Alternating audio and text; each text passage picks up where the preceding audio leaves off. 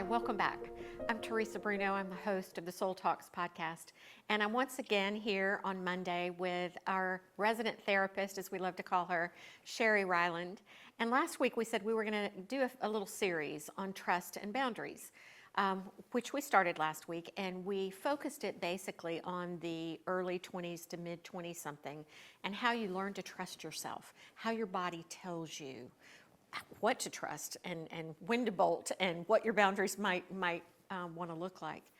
And, you know, we've had a lot of response to that, and people are saying, well, I'm not in my early 20s anymore, but I want to know how to trust myself.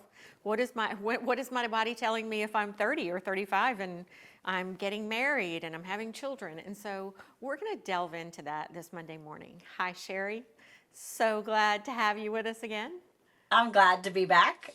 This is a great topic. Yeah, this is a huge topic, and you know, it's kind of like laying the bricks. Yes. It's such a great thing to really delve deeply into because we build our values off of it. We adjust our values to it. Absolutely. So yeah, I thought it was so helpful last week when you said, you know, your body tells you what to do. Your body tells you how, you know, what you ought to be trusting, and that something is scary, or this person is not good for you, or don't get in the car, or don't get in the bed, or don't have that other drink, or don't drive, you know, all those things. Right. But take us forward to 35. Okay. Okay. So we're making decisions at that time in our life, maybe a little bit earlier, a little bit later, all about, you know, having kids, getting married, these things that society has kind of told us we have to do before a certain age. Let's say by, 35, 40, people start saying things about you should be this or you should be that, or I should have already gotten to this point in my life. And that really starts to change our outlook on life of I should have, right? Why didn't I do this earlier? Or why didn't I trust myself to do this earlier? Or why didn't I complete college when I thought I was? All those things. And all that gets stored in the body. All of those reminders, all of that, like, there's this book about the body keeps the score. Bella Vanderkolk. I love Yes, that book. thank you.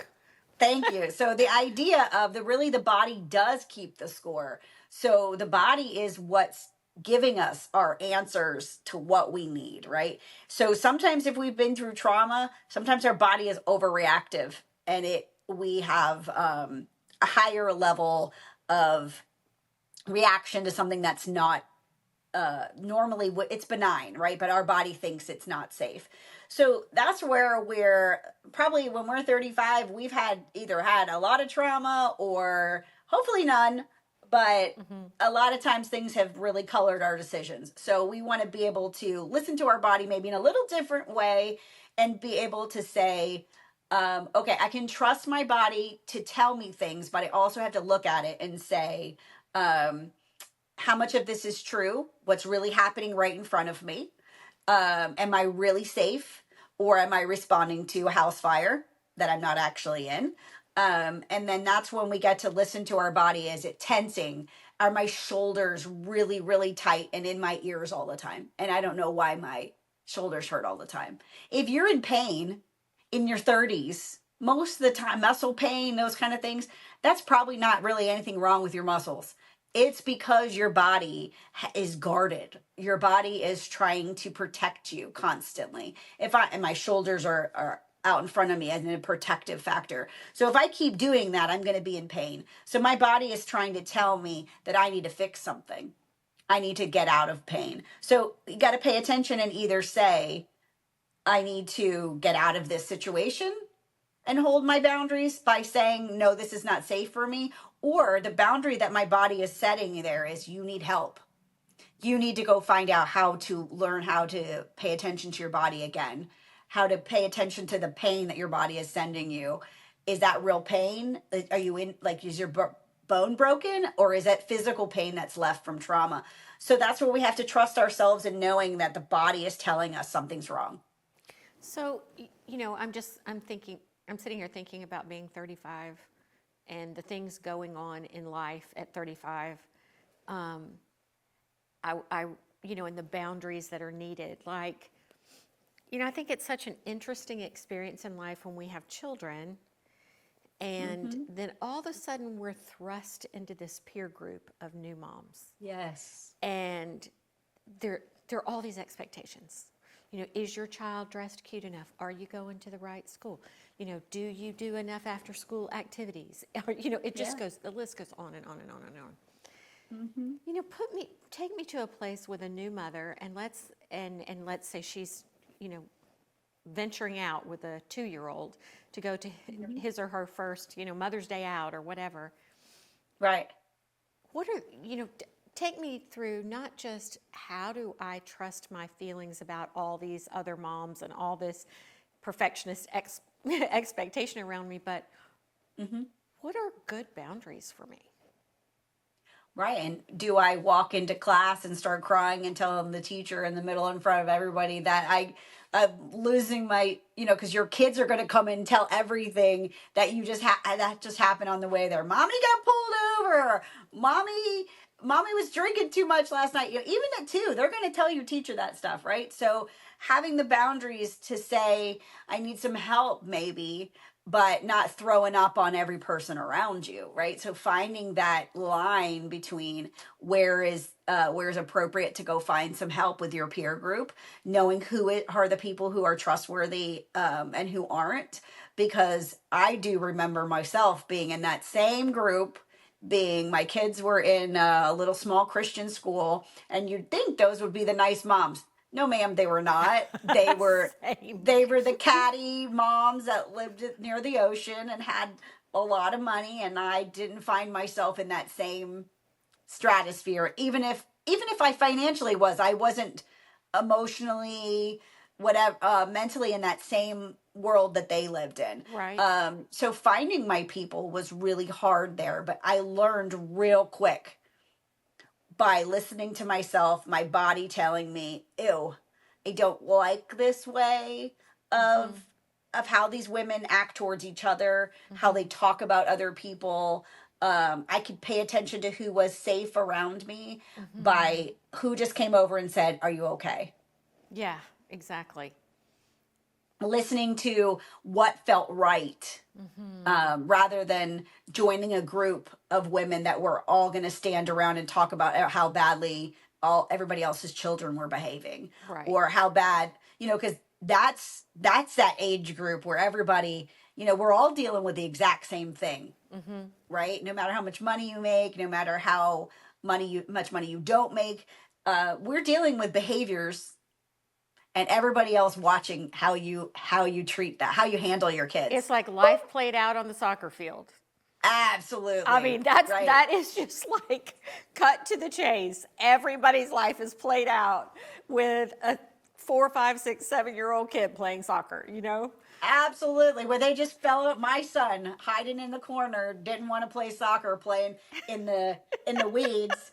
And someone who's 5, and someone asked me, "What's wrong with your kid?" And I'm thinking, I do not like this feeling at all. I'm out. Yeah. And so, that was partly escape, but the kid was 5, right? He was not, my kids are ADHD. I've never said that probably on air before, but they are. And having that like inside me, I was so embarrassed. I was so Oh. fearful of how these other people were reacting towards me, and my child. So as you are handling that, I listened to the disgust and the fear and the anger as my fists were ready to go, right? I know My you. feet were ready to go. I was ready to hide or run. I wasn't sure which. And I just said, no, these are not my people. These are not my people. I have to get out. These are not my kids' people. These are not my people. Um, and recognizing you don't have to stay there because you're afraid that you won't have any people. Well, and it's a really good point. We don't only have a few more minutes left, but I was kind of hearkening back to how I felt at that age. And my kids, like yours, went to schools where most of the moms didn't work. And I had my own business and I worked a lot. Now, Mm-hmm. I made a point because I had my own business of always picking my kids up. But it might mean that I had to go back to work or I had to go work at home at night. But I felt Mm-hmm. so much, and I allowed the judgment because I wasn't mature enough to cast it off, but I felt so much judgment, from Yes. those other moms because, oh, I wasn't a good enough mom because I was a working mom. I don't know if it's as much that way today, but that was one of those stigmas that I carried with me for a long time and didn't have the Yes. strength to really go, back off. I'm good. I'm doing the best I Yeah. can with my children and my life. And frankly, I'm Right. proud of what I'm doing. Good. Yeah. Well, and that's it. That is super hard. I think that's actually one of the hardest points in our lives is that time period of trying to prove our worth through another human being, our child, right? Yes. Um, and whether or not I'm doing it all right, because the moms who aren't working are looking bad at the ones that are, and vice versa. So it's you can't win. So that's where you have it's I would love to say that that's all about affirmations and love for self, but it's about survival, to be honest, right? So it's Survival and tough boundaries to say this absolutely peer but group doesn't work for me and my family. yes, I might be alone for a while. I might be isolated, but I will find my people. absolutely. And that's what you need is that's where community, they say like right now, the one of the C's, they're talking about the 5 C's of mental health, that that's one of the most important things is having I community. can totally attest to Yeah. that. Well, we can't go any further today, but thank you again. It's always delightful. I feel like we have a million things to cover in this topic, Yes, but we'll continue absolutely. next week. And so thank you, Sheri.